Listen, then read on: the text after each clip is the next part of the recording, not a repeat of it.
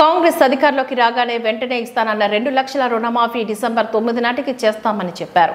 ఇప్పటికే రైతులు 200 మంది ఆత్మహత్యలు చేసుకున్నారు కాబట్టి ఈ విషయంలో ప్రభుత్వం వెంటనే స్పందించాలని, మీరిచ్చిన హామీలు ఎకరానికి 15,000 రైతు భరోసా, కౌలు రైతులకు కూలీలకు డబ్బులు, మీ ప్రభుత్వం నిర్లక్ష్యంతో నష్టపోయిన రైతులకు ఎకరానికి 10 నుంచి 25,000, పంటకి క్వింటాలకు 500 బోనస్ ఇవ్వాలని బీఆర్ఎస్ పార్టీ నుంచి డిమాండ్ చేస్తున్నాం. కేటీఆర్ మొదలు మీరు 2 లక్షల రుణమాఫీ డిసెంబర్ 9 నాడు చేస్తామని ఏ మాట అయితే ఇచ్చిండ్రో ఆ పని వెంటనే చేయండి.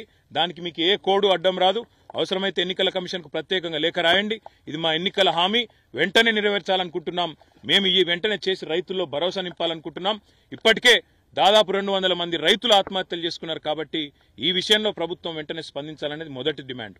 రెండవది, ఖచ్చితంగా ఈ ప్రభుత్వం చేయవలసింది, మీరిచ్చిన మాట ప్రకారం రైతు భరోసా ఏదైతే 15,000 రూపాయలని మీరు చెప్పినరో, కేసీఆర్ 10,000 ఇస్తుండు, నేను 15,000 ఇస్తా అన్నావు.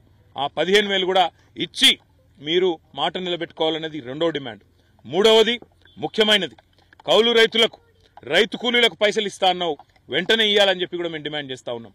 నాలుగవది, రైతులకు ఎక్కడెక్కడైతే ఈరోజు పంట నష్టం జరిగిందో, మీ నిర్లక్ష్యం వల్ల పంట నష్టం జరిగిందో, మీరు నీళ్లు ఇవ్వకపోవడం వల్ల పంట నష్టం జరిగిందో, మీరు చెరువులు నింపకపోవడం వల్ల, మీరు వాగుల్లో నీళ్లు పంపు చేయకపోవడం వల్ల నష్టం జరిగిందో, ఆ రైతులకు గతంలో కేసీఆర్ గారు ఉన్నప్పుడు ఎకరానికి 10,000 రూపాయలు ఇస్తూ ఒక గవర్నమెంట్ ఆర్డర్ తెచ్చిండు.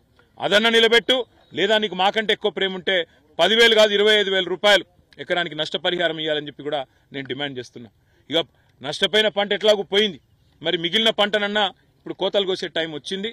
నేను రేవంత్ రెడ్డిని డిమాండ్ చేస్తున్నా, పోయిన పంటకు నష్టం జరిగిన పంటకేమో ఎకరానికి 10,000 రూపాయల 25,000 రూపాయల ప్రభుత్వం నిర్ణయం తీసుకోవాలి, వెంటనే నష్టపరిహారం ఇవ్వాలి.